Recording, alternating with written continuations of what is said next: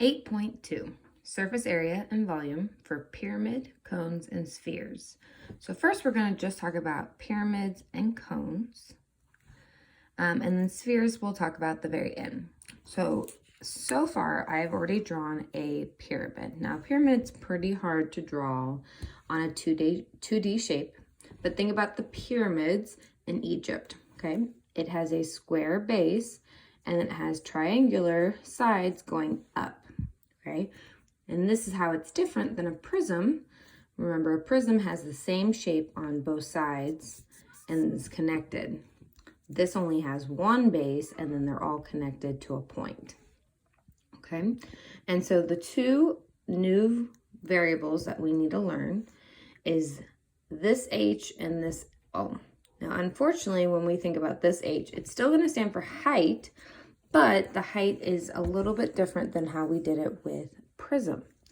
So H for pyramids is going to be the height of the pyramid,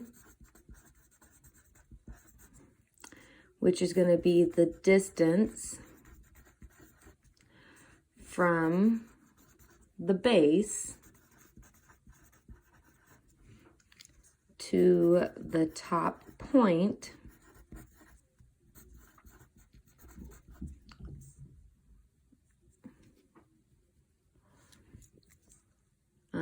at a 90-degree angle, okay, meaning it's perpendicular. So straight up and down, distance from the base to the top point at a 90-degree angle, okay? And so again, that would mean that the base is perpendicular to the height. Right? Base is perpendicular with the height. So H still does mean height. It's just a different way we find the height. And then L is called our slant height. Okay, slant height is going to be the height of the slanted sides. Okay, so thinking about a pyramid, you have the side of it, and so that's slightly slanted, and so that's where we get our slant height. Okay, so those are new variables, and that goes along with all the other variables we've already learned in 8.1. Okay, so let's talk about those equations. So first we have pyramid, and we have LA, which hopefully we remember means lateral area, and that is half the perimeter of the base times the slant height. Okay, so again, P refers to perimeter of the base, and L is our new vocab for slant height. Then surface area is going to be our lateral area plus, now in the last one it was 2 base, but we only have 1 base. So this is just B. Okay, and remember B stands for area of the base.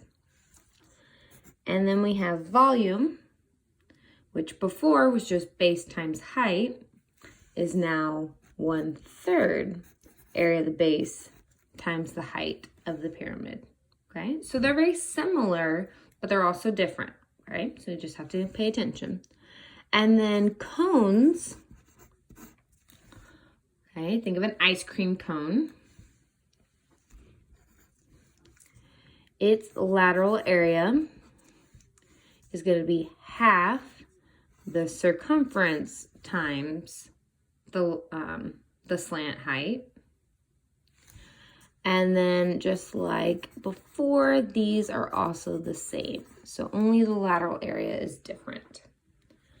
Okay, and so these are the new variables and the new equations that we will be following for pyramids and cones. And again, spheres we will talk about at the end. They actually are their own little formulas that they use exclusively. Okay, and then the next problems we will discuss pyramids, cones, and spheres.